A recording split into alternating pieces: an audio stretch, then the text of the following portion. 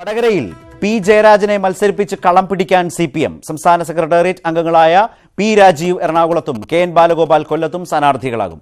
എംഎൽഎമാരായ A Pradeep കുമാറിനെ കോഴിക്കോട്ടും A M ആരിഫിനെ ആലപ്പുഴയിലും വീണ ജോർജിനെ പത്തനംതിട്ടയിലും മത്സരിപ്പിക്കാൻ പാർലമെന്റ് മണ്ഡലം കമ്മിറ്റികൾ അനുമതി നൽകി. പൊന്നാനിയിലും പരിഗണനയിലുള്ളത് എംഎൽഎയാണ്. വടകരയിൽ കണ്ണൂർ ജില്ലാ സെക്രട്ടറി പി ജയരാജൻ തന്നെ സ്ഥാനാർത്ഥി. ജയരാജന്റെ സ്ഥാനാർത്ഥിത്വത്തിന് വടകര മണ്ഡലം കമ്മിറ്റി പച്ചക്കൊടി കാട്ടി. P K Sreemathi, A Sampath, M B Rajesh, Joyce George എന്നിവരുടെ കാര്യത്തിലും മാറ്റമില്ല. കോഴിക്കോട് എം കെ രാഘവനെ നേരിടാൻ എ പ്രദീപ് കുമാർ എംഎൽഎയും സിപിഎം കളത്തിലിറക്കും. എറണാകുളത്ത് പി രാജീവ് തന്നെ മതിയെന്ന് മണ്ഡലം കമ്മിറ്റിയും തീരുമാനിച്ചു. ഇന്നസെന്റിനെ ചാലക്കുടിയിൽ മത്സരിപ്പിക്കാനാണ് സംസ്ഥാന നേതൃത്വത്തിന് താൽപര്യം. എന്നാൽ വിജയസാധ്യതയില്ലാത്ത സ്ഥാനാർത്ഥിയാണ് ഇന്നസെന്റ് എന്നും പി രാജീവിനെയോ സാജു പോളിനെയോ മത്സരിപ്പിക്കണമെന്നും മണ്ഡലം കമ്മിറ്റി ആവശ്യപ്പെടുന്നു. കൊല്ലത്ത് എൻ കെ പ്രേമചന്ദ്രനെ നേരിടാൻ ഏറ്റവും കരുത്തനായ സ്ഥാനാർത്ഥി എന്ന നിലയിലാണ് കെ എൻ ബാലഗോപാലിനെ മണ്ഡലം കമ്മിറ്റി അംഗീകരിച്ചത്. പത്തനംതിട്ടയിൽ വീണ ജോർജിനെ സ്ഥാനാർത്ഥിയാക്കണമെന്ന നിർദ്ദേശവും അംഗീകരിക്കപ്പെട്ടു. ആലപ്പുഴയിൽ എ എം ആരിഫ് തന്നെ സ്ഥാനാർത്ഥി. കോട്ടയത്ത് ഉഴവൂർ പഞ്ചായത്ത് മുൻ പ്രസിഡന്റ് ഡോക്ടർ സിന്ധുമോൾ ജേക്കബിനെയാണ് സംസ്ഥാന സെക്രട്ടേറിയറ്റ് നിർദ്ദേശിച്ചതെങ്കിലും ജില്ലാ സെക്രട്ടറി വി എൻ വാസവൻ മത്സരിക്കണമെന്നായിരുന്നു മണ്ഡലം കമ്മിറ്റിയിലെ ഭൂരിപക്ഷ അഭിപ്രായം. കാസർഗോഡ് സംസ്ഥാന നേതൃത്വം നിർദ്ദേശിച്ച കെ പി സതീഷ് ചന്ദ്രന്റെ പേരിനൊപ്പം ജില്ലാ സെക്രട്ടറി എം വി ബാലകൃഷ്ണന്റെ പേരുകൂടി മണ്ഡലം കമ്മിറ്റി നിർദ്ദേശിച്ചു. ആലത്തൂരിൽ പി കെ ബിജുവിന്റെ പേരും ചോദ്യം ചെയ്യപ്പെടുന്നുണ്ട്. മലപ്പുറത്ത് SFI നേതാവ് വി പി സാനു തന്നെ സ്ഥാനാർത്ഥി. പൊന്നാനിയിൽ Nilambur MLA P V Anvar, Tanur MLA V Abdurahman എന്നിവരാണ് പരിഗണനയിൽ. തർക്കമുണ്ടായ മണ്ഡലങ്ങളിലെ സ്ഥാനാർത്ഥികളുടെ കാര്യത്തിൽ സംസ്ഥാന സമിതി തീർപ്പുണ്ടാക്കും. ശനിയാഴ്ച CPM സ്ഥാനാർത്ഥികളെ പ്രഖ്യാപിക്കും. ന്യൂസ് 18 തിരുവനന്തപുരം. CPM സ്ഥാനാർത്ഥികളെ ശനിയാഴ്ച പ്രഖ്യാപിക്കും. വിജയസാധ്യതയ്ക്കാണ് മുൻഗണനയെന്ന് സംസ്ഥാന സെക്രട്ടറി കോടിയേരി ബാലകൃഷ്ണൻ പറഞ്ഞു. എല്ലാ കാര്യങ്ങളും LDF സംസ്ഥാന കമ്മിറ്റി പരിശോധിക്കും. അങ്ങനെ 8-ാം തീയതി തീരുമാനിക്കും. 8-ാം തീയതി ഒരു ശുഭവാർത്ത നിങ്ങളെ അറിയിക്കാൻ ശ്രമിക്കാം. അങ്ങനെ പരസ്പര സീറ്റുകൾ വിധിച്ചെടുക്കുന്ന സംവിധാനം LDFനകത്തില്ല. ആരും മുന്നണി വിടും എന്ന് വിചാരിച്ചിരിക്കണ്ട. എല്ലാവരും മുന്നണിക്കകത്തുണ്ടാവും. സ്ഥാനാർത്ഥികളെ തീരുമാനിക്കുന്ന സന്ദർഭത്തിൽ ഒരു മണ്ഡലത്തിൽ ജയിക്കാൻ പറ്റുന്ന സ്ഥാനാർത്ഥി ആരാണ്, അതിന് മുൻഗണന കൊടുക്കാൻ ഞങ്ങൾ ഉദ്ദേശിക്കുന്നുണ്ട്. അപ്പോൾ അത് MLAമാർ തന്നെ വേണം എന്നൊരു സ്ഥിതി ഏതെങ്കിലും മണ്ഡലത്തിലുണ്ടോ, അങ്ങനെ ഏതെങ്കിലും പ്രത്യേക പരിഗണന ഏതെങ്കിലും സ്ഥലത്ത് കൊടുക്കേണ്ടതുണ്ടോ, അതൊക്കെ നോക്കിയൊരു തീരുമാനം എടുക്കാനാണ് ഉദ്ദേശിക്കുന്നത്. ചാലക്കുടിയിൽ ഇന്നസെന്റിനെ ഇനി വേണ്ടെന്ന് മണ്ഡലം കമ്മിറ്റിയിലെ ബഹുഭൂരിപക്ഷവും തറപ്പിച്ചു പറഞ്ഞു. കമ്മിറ്റിയിലെ 3 പേർ മാത്രമാണ് പിന്തുണച്ചത്. എറണാകുളത്ത് പി രാജീവിനെ തന്നെ തീരുമാനിച്ചതോടെ ചാലക്കുടിയിലെ സ്ഥാനാർത്ഥിയുടെ കാര്യത്തിൽ അന്തിമ തീരുമാനം വീണ്ടും സംസ്ഥാന നേതൃത്വത്തിലേക്കെത്തി. അങ്കമാലി CPM ഏരിയ കമ്മിറ്റി ഓഫീസിൽ ചേർന്ന ചാലക്കുടി പാർലമെന്റ് കമ്മിറ്റി യോഗത്തിലാണ് ഇന്നസെന്റിനെതിരെ ശക്തമായ വിമർശനം ഉയർന്നത്. പങ്കെടുത്ത 3 പേരൊഴികെ മറ്റെല്ലാവരും ഇന്നസെന്റ് സ്ഥാനാർത്ഥിയാകുന്നതിനെ എതിർത്തു. മണ്ഡലത്തിലെ പൊതുപരിപാടികളിൽ പോലും MP എന്ന നിലയിൽ പങ്കെടുക്കാതിരുന്നെന്നും വിമർശനമുയർന്നു. പി രാജീവ്, മുൻ MLA സാജു പോൾ എന്നിവരുടെ പേരാണ് പാർട്ടിക്ക് മുന്നിൽ ചർച്ചയ്ക്ക് വന്നത്. രാജീവ് എറണാകുളത്ത് ഉറപ്പിച്ചതോടെ തീരുമാനം സംസ്ഥാന സെക്രട്ടേറിയറ്റിന് മുന്നിലെത്തി. ഇന്നസെന്റിനെ തന്നെ മത്സരിപ്പിക്കണമെന്ന നിർദ്ദേശമാണ് സെക്രട്ടേറിയറ്റിന് മുന്നിൽ ഉള്ളത്. എറണാകുളത്ത് UDFനെതിരെ ശക്തമായ മത്സരം കാഴ്ചവെക്കാനാകുമെന്ന കണക്കുകൂട്ടലിലാണ് പി രാജീവിനെ കളത്തിലിറക്കുന്നത്. പാർട്ടി മുൻ ജില്ലാ സെക്രട്ടറി എന്ന നിലയിൽ പ്രവർത്തകർക്കിടയിലുള്ള സ്വാധീനവും മുൻ രാജ്യസഭാംഗം എന്ന നിലയിലെ പ്രവർത്തന പരിചയവും CPMന് പ്രതീക്ഷ നൽകുന്ന ഘടകങ്ങളാണ്. സ്വതന്ത്രരെ പരീക്ഷിച്ച് മടുത്ത എറണാകുളത്ത് ഏറെക്കാലത്തിന് ശേഷമാണ് രാഷ്ട്രീയ മത്സരത്തിന് CPM ഒരുങ്ങുന്നത്. ചാലക്കുടി പാർലമെന്റ് മണ്ഡലം കമ്മിറ്റിയുടെ അതൃപ്തി അവഗണിച്ച് ഇന്നസെന്റിനെ തന്നെ LDF കളത്തിലിറക്കുമോ എന്ന കാര്യമാണ് ഇനി കണ്ടറിയേണ്ടത്. എറണാകുളത്ത് പി രാജീവിലൂടെ UDFനെതിരെ ശക്തമായ മത്സരം കാഴ്ചവെക്കാനും LDF ലക്ഷ്യമിടുന്നു. കൊച്ചിയിൽ നിന്നും CN പ്രകാശ്, ന്യൂസ് 18. ആറന്മുളയിൽ വീണ ജോർജിനെ മത്സരിപ്പിക്കാൻ ഇറക്കുമ്പോഴുള്ള എതിർപ്പോ സംശയങ്ങളോ ഇക്കുറി CPMനില്ല. പാർട്ടി വിടും എന്നുവരെ ആരിഫിനെക്കുറിച്ച് ഒരു കാലത്ത് പറഞ്ഞിരുന്നുവെങ്കിൽ ഇപ്പോൾ ഒന്നാമത്തെ പേരുകാരനായാണ് ആലപ്പുഴയിലെത്തുന്നത്. കേരള കോൺഗ്രസിലെ കലങ്ങിമറിയൽ കഴിഞ്ഞു മതി കോട്ടയത്തിന്റെ കാര്യത്തിൽ മനസ്സു തുറക്കാൻ എന്നാണ് CPM തീരുമാനം. ആലപ്പുഴയിൽ AN ആരിഫിന്റെ പേര് ഏറെക്കുറെ ഉറപ്പിച്ചതായിരുന്നു. മണ്ഡലത്തിൽ വ്യാപകമായുള്ള വ്യക്തിബന്ധമാണ് ആരിഫിന് തുണയായത്. കരുനാഗപ്പള്ളി, അമ്പലപ്പുഴ, അരൂർ തുടങ്ങിയ മണ്ഡലങ്ങളിൽ ആരിഫിന് വ്യക്തമായ മേൽക്കൈ നേടാൻ കഴിയുമെന്നാണ് വിലയിരുത്തൽ. ആലപ്പുഴ പാർലമെന്റ് മണ്ഡലം LDF നല്ല ഭൂരിപക്ഷത്തിൽ ജയിക്കും. കാരണം ഇപ്പോൾ തന്നെ 7 അസംബ്ലി മണ്ഡലങ്ങളുള്ളിൽ 6ഇടത്തും LDFന് നല്ല ഭൂരിപക്ഷമാണ്. പത്തനംതിട്ടയിൽ വീണ ജോർജിലേക്ക് പാർട്ടി എത്തിയത് വളരെ പെട്ടെന്നാണ്. രാജു അബ്രഹാം ഉൾപ്പെടെയുള്ള പേരുകൾ സജീവമായി മുന്നിലുള്ളപ്പോഴാണ് വീണ ജോർജിലേക്ക് മണ്ഡലം കമ്മിറ്റി എത്തിയത്. 3 വർഷം മുൻപ് നിയമസഭയിലേക്ക് മത്സരിപ്പിക്കാൻ പരിഗണിക്കുമ്പോൾ പാർട്ടിയിലും മണ്ഡലത്തിലും എങ്ങും സംശയങ്ങളായിരുന്നെങ്കിൽ ഇത്തവണ ഒരിടത്തു നിന്നും എതിർപ്പുയർന്നില്ല. ഓർത്തഡോക്സ് സഭയുമായി ഏറ്റവും അടുത്ത ബന്ധമുള്ള നേതാവ് എന്നത് തന്നെയായി ഒന്നാമത്തെ പരിഗണന. പക്ഷേ കോട്ടയത്തിന്റെ കാര്യത്തിൽ വഞ്ചി തിരുനക്കര തന്നെയാണ്. ഇതുവരെ ചർച്ച ചെയ്യപ്പെടാതിരുന്ന പേരുകളാണ് ഉയരുന്നത്. ജില്ലാ സെക്രട്ടറി VN വാസവൻ മതിയെന്ന പാർലമെന്റ് മണ്ഡലം കമ്മിറ്റി. മത്സരിക്കാനില്ലെന്ന് വാസവന്റെ വിസമ്മതം ഗൗരവമായി പരിഗണിച്ചാൽ ഡോക്ടർ സിന്ധുമോൾ ജേക്കബ് കോട്ടയത്ത് സ്ഥാനാർത്ഥിയാകും. സുരേഷ് കുറുപ്പിന്റെ പേരും വീണ്ടും സജീവമായി പരിഗണനയിലെത്തിക്കഴിഞ്ഞു. കോട്ടയത്തിന്റെ കാര്യത്തിൽ കേരള കോൺഗ്രസിന്റെ തീരുമാനത്തിനുകൂടി കാത്തിരിക്കുകയാണ് ഇടതുമുന്നണി. പത്തനംതിട്ടയും ആലപ്പുഴയും അട്ടിമറിക്കാൻ MLA-മാർ. മധ്യ കേരളത്തിൽ ശക്തരെ ഇറക്കി പരീക്ഷിക്കാൻ ഒരുങ്ങുകയാണ് ഇടതുമുന്നണി. കോട്ടയത്ത് നിന്നും ക്യാമറമാൻ ലിബിൻ കോമനൊപ്പം G ശ്രീജിത്ത്, News 18. 10 വർഷം മുമ്പ് P സതീദേവി തോറ്റ മണ്ഡലം തിരിച്ചുപിടിക്കാനാണ് സഹോദരൻ P ജയരാജനെ CPM ഇറക്കുന്നത്. കോഴിക്കോട്ട് MK രാഘവനെ നേരിടാൻ ചിരപരിചിതനായ A പ്രദീപ് കുമാർ ഇറങ്ങും. കാസർഗോഡ് മണ്ഡലത്തിൽ സെക്രട്ടേറിയറ്റ് നിർദ്ദേശിച്ച സതീഷ് ചന്ദ്രന്റെ പേരിനോട് അപ്രതീക്ഷിതമായി ചില എതിർപ്പുകൾ ഉയർന്നു. വടകരയിൽ രണ്ടും കൽപ്പിച്ചുള്ള കടത്തനാടൻ അംഗത്തിനാണ് CPM കച്ചമുറുക്കുന്നത്. മന്ത്രി TP രാമകൃഷ്ണനാണ് പാർലമെന്റ് മണ്ഡലം കമ്മിറ്റി യോഗത്തിൽ P ജയരാജന്റെ പേര് നിർദ്ദേശിച്ചത്. കമ്മിറ്റി ഇത് ഏകകണ്ഠമായി അംഗീകരിക്കുകയായിരുന്നു. TP ചന്ദ്രശേഖരന്റെ കൊലപാതകം സജീവ രാഷ്ട്രീയ വിഷയമായ വടകരയിൽ പിന്നോട്ടില്ലെന്ന പ്രഖ്യാപനം കൂടിയാണ് CPM നടത്തുന്നത്. മുല്ലപ്പള്ളി രാമചന്ദ്രൻ ഇത്തവണ മത്സരിക്കില്ല എന്നതും RMPക്ക് പിന്തുണ കുറഞ്ഞതും ഗുണമാവുമെന്ന് CPM കണക്കുകൂട്ടുന്നു. നിർണായക സ്വാധീനമുള്ള ലോക് താന്ത്രിക് ജനതാദൾ മുന്നണിയിൽ തിരിച്ചെത്തിയതും ഗുണം ചെയ്യും. കൊലപാതക രാഷ്ട്രീയത്തിന്റെ അപ്പോസ്തലന്മാർ ഇവിടെ സമാധാനത്തിന്റെ മാലാഖമാർ ചമയേണ്ടതില്ല. ജനങ്ങൾ ഇതെല്ലാം കാണുന്നുണ്ട്. ജനങ്ങൾക്ക് ഇടതുപക്ഷത്തെ അറിയാം, CPM-നെ അറിയാം. അതാണ് ഞങ്ങളുടെ വിശ്വാസം. ഞങ്ങൾക്ക് ജനങ്ങളിലാണ് വിശ്വാസം. ആ വിശ്വാസമുള്ളതുകൊണ്ടാണ് ഞങ്ങൾ ഉറപ്പിച്ചു പറയുന്നത് വടകര പാർലമെന്റ് ഇത്തവണ ഇടതുപക്ഷം ജയിക്കും. കാസർഗോഡ് മണ്ഡലത്തിൽ അപ്രതീക്ഷിതമായിരുന്നു എതിർപ്പ്. KP സതീഷ് ചന്ദ്രന്റെ പേര് MV ഗോവിന്ദൻ നിർദ്ദേശിച്ചെങ്കിലും യോഗത്തിൽ കടുത്ത എതിർപ്പുയർന്നു. മുൻ MLA KV കുഞ്ഞിരാമന്റെ നേതൃത്വത്തിൽ ഒരു വിഭാഗം നേതാക്കൾ ജില്ലാ സെക്രട്ടറി MB ബാലകൃഷ്ണൻ മത്സരിക്കണമെന്ന് ആവശ്യപ്പെട്ടു. ഇനി തീരുമാനം സംസ്ഥാന കമ്മിറ്റിക്കാണ്. കോഴിക്കോട് മണ്ഡലത്തിൽ A പ്രദീപ് കുമാർ MLA എന്ന തുറുപ്പുചീട്ടുമായാണ് CPM ഇറങ്ങുന്നത്. സ്ഥാനാർത്ഥി നിർണയ ചർച്ചകൾക്ക് മുൻപ് തന്നെ മണ്ഡലത്തിൽ LDF-ന്റെ പ്രചാരണ യാത്ര നയിച്ചത് A പ്രദീപ് കുമാറാണ്. 2 തവണ കൈവിട്ട മണ്ഡലം തിരിച്ചുപിടിക്കാൻ ശക്തനായ സ്ഥാനാർത്ഥി തന്നെ വേണം എന്ന ആവശ്യമാണ് P ജയരാജനെ മത്സരിപ്പിക്കാൻ പ്രധാന കാരണം. TP ചന്ദ്രശേഖരൻ വധം മുതൽ പെരിയ ഇരട്ടക്കൊലപാതകം വരെ മണ്ഡലത്തിൽ ചർച്ചയാവും എന്ന കാര്യവും ഉറപ്പാണ്. വടകരയിൽ നിന്ന് ക്യാമറാമാൻ അരവിന്ദിനൊപ്പം അശ്വിൻ വല്ലത്ത്, News 18. ലോക്സഭാ തെരഞ്ഞെടുപ്പിൽ 4-1 സീറ്റിലും സിറ്റിംഗ് MLA-മാരെ മത്സരിപ്പിച്ച് ഇടതുമുന്നണി. ജനകീയ പ്രതിച്ഛായുള്ള MLA-മാരെ മത്സരിപ്പിക്കുന്നതിലൂടെ ഈ മണ്ഡലങ്ങളിൽ അട്ടിമറി ജയം പ്രതീക്ഷിക്കുകയാണ് മുന്നണി. CPM 3-ഉം CPI 2 MLA-മാരെയാണ് പോരാട്ടത്തിനിറക്കുന്നത്. പല പേരുകൾ സജീവമായി ചർച്ച ചെയ്യപ്പെട്ടെങ്കിലും ഒടുവിൽ 5 മണ്ഡലങ്ങളിൽ ഇടതുമുന്നണി എത്തിയത് സിറ്റിംഗ് MLA-മാരിൽ.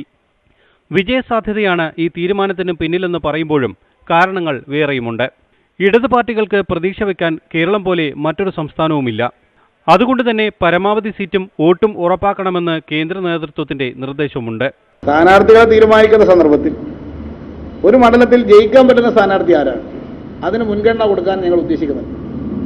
അപ്പോൾ അത് MLA-മാർ തന്നെ വേണം എന്നൊരു സ്ഥിതി ഏതെങ്കിലും മണ്ഡലത്തിലുണ്ടോ, അങ്ങനെ ഏതെങ്കിലും പ്രത്യേക പരിഗണന ഏതെങ്കിലും സ്ഥലത്ത് കൊടുക്കേണ്ടതുണ്ടോ, അതൊക്കെ നോക്കിയൊരു തീരുമാനം എടുക്കാനാണ് ഉദ്ദേശിക്കുന്നത്. വിജയസാധ്യതയുള്ള മറ്റു പേരുകൾ കണ്ടെത്താനാകാത്തതും MLA-മാരെ രംഗത്തിറക്കാൻ കാരണമായി.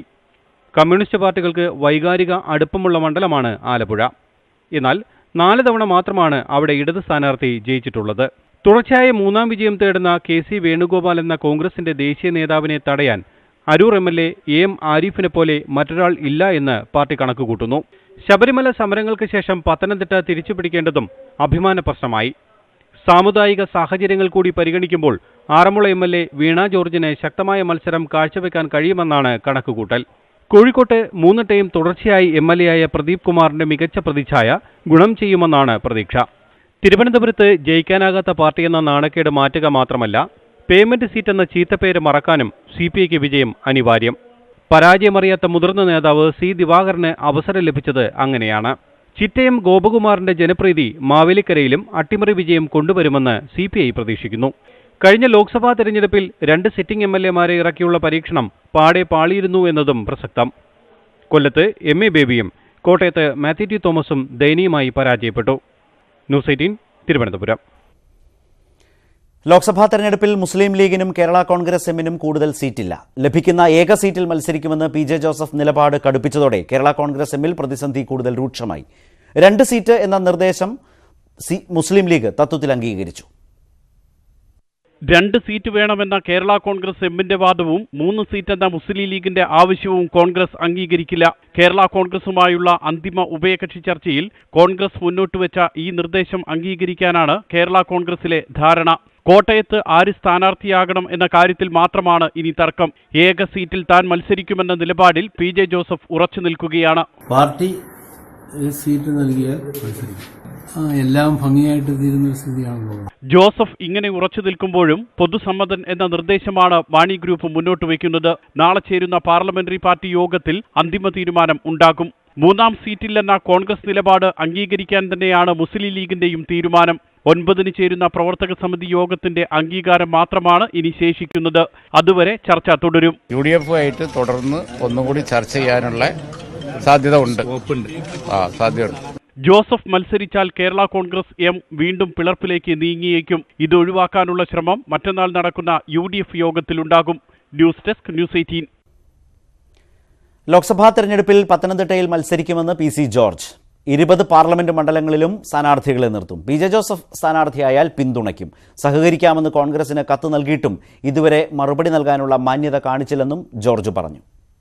ഈ പാർലമെന്റ് തെരഞ്ഞെടുപ്പിൽ കേരള ജനപക്ഷത്തിൻ്റെതായി 20 നിയോജക മണ്ഡലത്തിലേക്കും സ്ഥാനാർത്ഥിയെ നിശ്ചയിക്കണമെന്നാണ് പാർട്ടി കമ്മിറ്റിയുടെ തീരുമാനം. നമ്മൾ കോൺഗ്രസുമായി സഹകരിച്ചു പോകാൻ തയ്യാറാണെന്ന് കോൺഗ്രസ് പാർട്ടിക്ക് ഔദ്യോഗികമായി കത്ത് കൊടുത്തെങ്കിലും നാളിതുവരെയായും ഒരു മറുപടി പറയാൻ ഉള്ള മര്യാദ പോലും കോൺഗ്രസ് കാണിച്ചില്ല.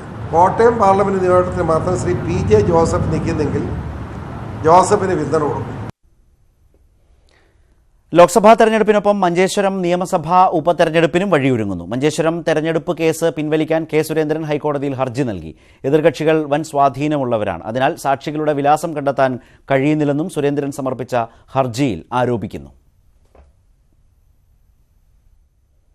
റഫാൽ ഇടപാടുമായി ബന്ധപ്പെട്ട നിർണായക രേഖകൾ പ്രതിരോധ മന്ത്രാലയത്തിൽ നിന്ന് മോഷ്ടിച്ചതായി കേന്ദ്ര സർക്കാർ സുപ്രീം കോടതിയിൽ. മോഷ്ടിക്കപ്പെട്ട രേഖകളുടെ അടിസ്ഥാനത്തിലുള്ള പുനഃപരിശോധനാ ഹർജികൾ തള്ളണം.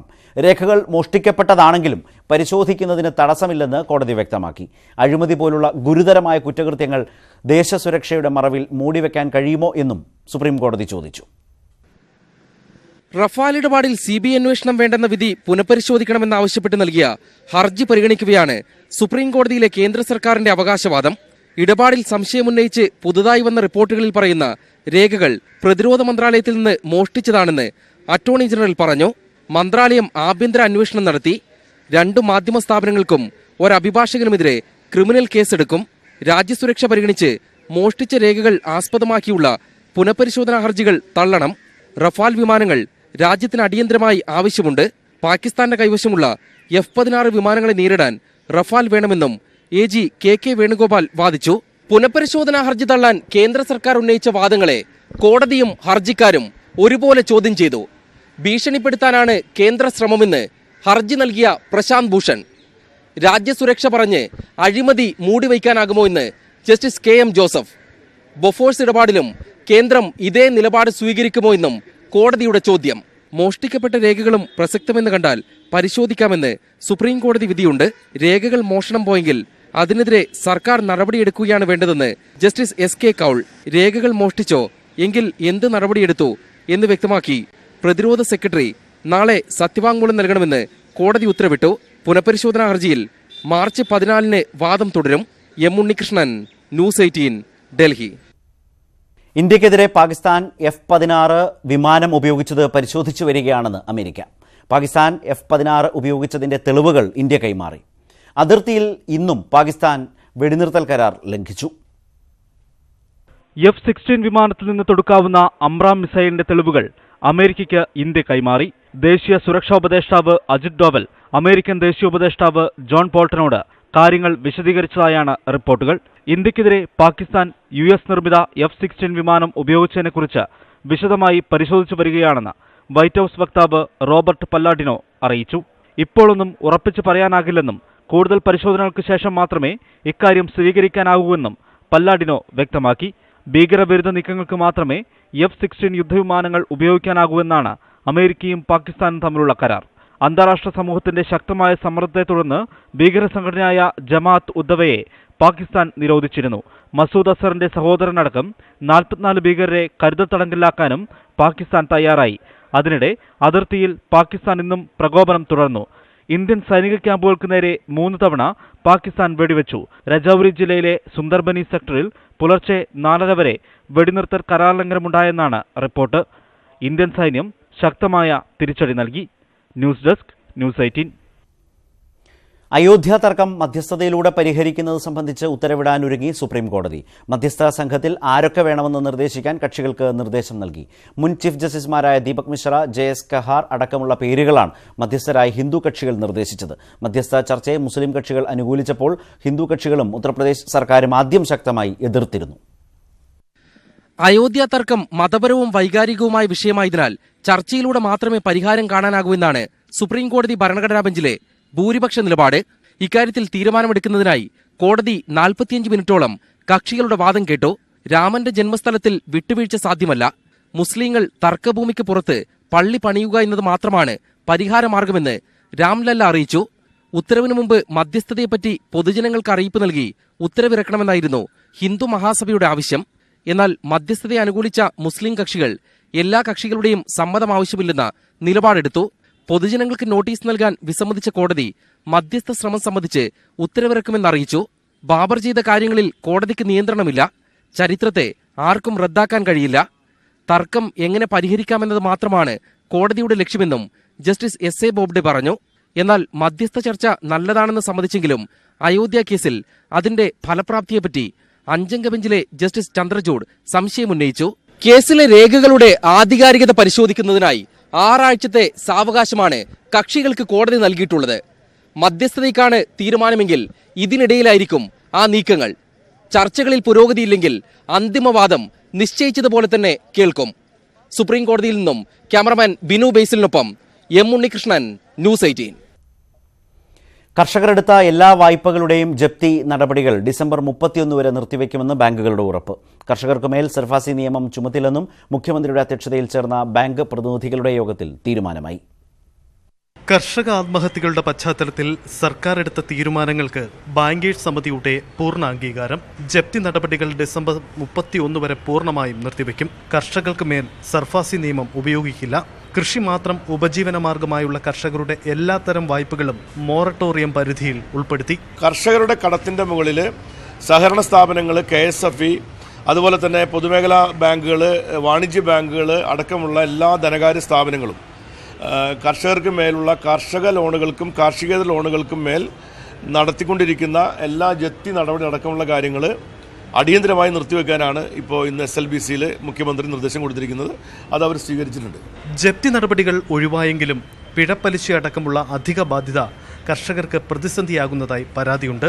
മുതലും പലിശയും രണ്ടായി കണ്ടുകൊണ്ടുള്ള നീക്കങ്ങളെ ഉണ്ടാകുകയുള്ളൂ എന്ന് ബാങ്കുകൾ മുഖ്യമന്ത്രി വിളിച്ചു ചേർത്ത യോഗത്തിൽ ഉറപ്പു നൽകി. ബാങ്കേഴ്സ് സമിതി സംസ്ഥാന തലത്തിലെടുത്ത തീരുമാനങ്ങൾ ജില്ലാ തലത്തിൽ നടപ്പിലാക്കുകയാണ് അടുത്ത വെല്ലുവിളി. ഇതിനായി കർഷകരുടെയും കൃഷിവകുപ്പ് ഉദ്യോഗസ്ഥരുടെയും ബാങ്ക് പ്രതിനിധികളുടെയും പ്രത്യേക യോഗം ജില്ലാതലങ്ങളിൽ ചേരും. ആദ്യപടിയായി നാളെ ഇടുക്കിയിൽ ചേരുന്ന യോഗത്തിൽ കൃഷിമന്ത്രി VS സുനിൽകുമാർ പങ്കെടുക്കും. ന്യൂസ് 18 തിരുവനന്തപുരം.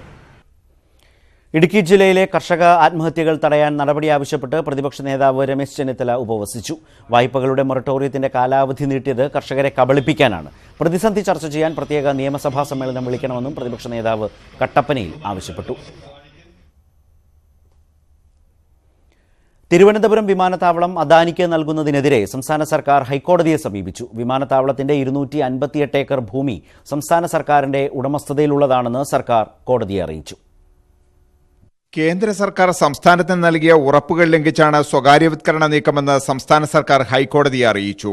സ്വകാര്യവത്കരണം ഉണ്ടാവില്ലെന്നാണ് കേന്ദ്ര വ്യോമയാന മന്ത്രാലയം ഉറപ്പ് നൽകിയിരുന്നത്. സ്വകാര്യവത്കരണത്തിന് ആലോചിക്കുന്നുണ്ടെങ്കിൽ സംസ്ഥാന സർക്കാരുമായി ചർച്ച നടത്തുമെന്നും അറിയിച്ചിരുന്നു. തിരുവിതാംകൂർ രാജ്യത്ത് നിന്ന് ലഭിച്ച 258.06 ഏക്കർ സ്ഥലം സംസ്ഥാന സർക്കാർ വിമാനത്താവളത്തിന് നൽകിയിരുന്നു. 2003 27 ഏക്കർ ഭൂമി കൂടി സൗജന്യമായി ഏറ്റെടുത്ത് നൽകി. സ്വകാര്യവത്കരണം കേന്ദ്ര സർക്കാർ പ്രഖ്യാപിച്ചപ്പോൾ തന്നെ ഇക്കാര്യം ചൂണ്ടിക്കാട്ടി മുഖ്യമന്ത്രി കേന്ദ്രത്തിന് കത്തെഴുതിയിരുന്നു. വിമാനത്താവളം മറ്റാർക്കെങ്കിലും നൽകുന്നുണ്ടെങ്കിൽ 2 വിമാനത്താവളം നടത്തി പരിചയമുള്ള സംസ്ഥാന സർക്കാർ തന്നെ നൽകണമെന്നും ഹർജിയിൽ പറയുന്നു. ഡൽഹി മുംബൈ വിമാനത്താവളം സ്വകാര്യവത്കരിക്കുമ്പോൾ മുൻപരിചയം നിർബന്ധമായിരുന്നു. സംസ്ഥാന സർക്കാരിന് യോഗ്യതയുള്ളതിനാലാണ് മുൻപരിചയം എന്ന വ്യവസ്ഥ കേന്ദ്രം ഒഴിവാക്കിയതെന്നും ഹർജിയിൽ പറയുന്നു. വിമാനത്താവളം അദാനിക്ക് നൽകുന്നതിൽ കുംഭകോണം നടന്നതായി CPM സംസ്ഥാന സെക്രട്ടറി കോടിയേരി ബാലകൃഷ്ണൻ പറഞ്ഞു. 6 വിമാനത്താവളം ലേലത്തിൽ വെച്ചപ്പോൾ 6 എങ്ങനെ അദാനിക്ക് കിട്ടി? അതാണല്ലോ ഇതിനകത്തുള്ള ദുരൂഹത. 6 ലേലത്തിൽ വെക്കുന്നു, 6 ഒരേയാക്കി തന്നെ കിട്ടും. അപ്പം അതാണ് ലേല നടപടികൾ തന്നെ സുതാര്യമായിട്ടല്ല നടന്നത് എന്ന് വ്യക്തമാക്കുന്ന വിധത്തിലാണ് ഇപ്പോൾ ഇത് പുറത്തു വന്നിട്ടുള്ളത്. ന്യൂസ് 18 കൊച്ചി.